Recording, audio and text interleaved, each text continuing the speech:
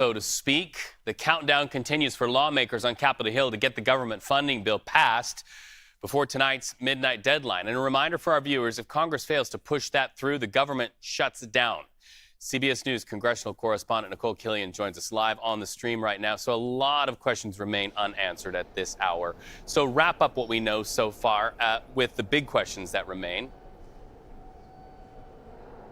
Well, there are a lot of big ones, most importantly being, is the government going to shut down? And the short answer to that is we don't know, but we certainly know lawmakers are trying frantically in these last few hours that are left to avoid it if they can. We know House Republicans are currently meeting to try to discuss the latest iteration of a potential plan. We're not exactly certain what that could look like, whether it might just be a clean extension of government funding, whether it will still include some components of the previous bills like disaster aid and farm aid, which is something that is possible, and or whether it will continue to include this latest demand from President-elect Donald Trump to include an increase in the debt limit. That certainly, there doesn't seem to be a lot of appetite on the part of some more conservative members of the House Republican Conference for that, and many Democrats for their part, just because that is a more prickly issue and, one that is just difficult to insert into a bill at the last hour. So from that standpoint, it seems like whatever they move through next could be a more simpler plan. It's just a matter of, will that vote happen today? Could it be over the weekend? We'll just have to wait and see. And as we take the temperature of where lawmakers are, listen, it seems like in the last few minutes, every time we've rolled some sound for our viewers to hear about lawmakers sort of characterizing this, it's your microphone and your questions getting the answers, Nikole. Are you getting a sense that the lawmakers there are teeing up a whodunit, a blame game, so to speak?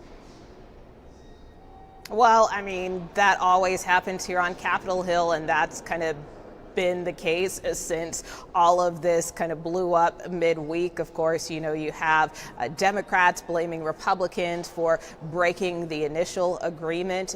They believe that this should be a bipartisan approach, and they believe that the package that was negotiated on Wednesday, which included this clean extension of government funding in addition to disaster aid, farm aid, extended some health policy programs, and had a number of other provisions in there, including congressional pay raises. All of those things, they believe that that is the deal that should move forward because it was negotiated. And if you negotiate a deal, you should stick with the deal. But as we know, that is something that President-elect Trump, Elon Musk have weighed in saying, it was filled with too much pork. They wanted to see a more slimmed down package, particularly the president-elect calling for that increase in the debt limit, most notably because he has a lot of ambitious programs that he wants to roll out that's going to require a new spending, whether that is for his plans for mass deportation and border security, whether it is extending his tax cuts. So from that standpoint, that is kind of why he would like to see that increase in the debt limit, so you're not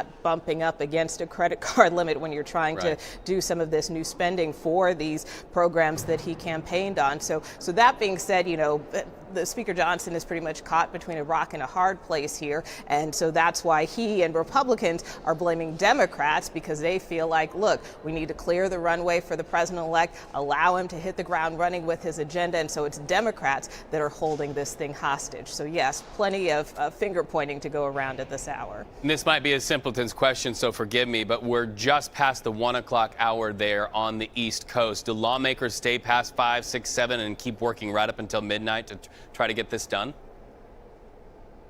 I don't think they have a choice, Reed. It wouldn't really be good optics if they just walked away.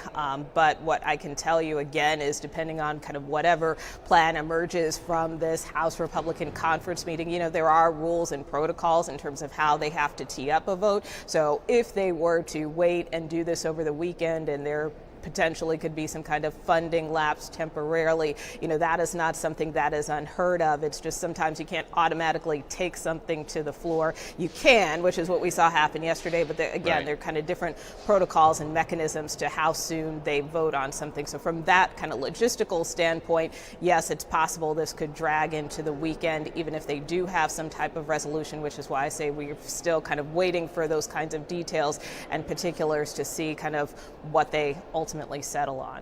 I remember that old Saturday morning cartoon, I'm Just a Bill, but today it doesn't feel like just a bill. Nikole Killion, thank you so much for chasing the answers there for us. Have a great day.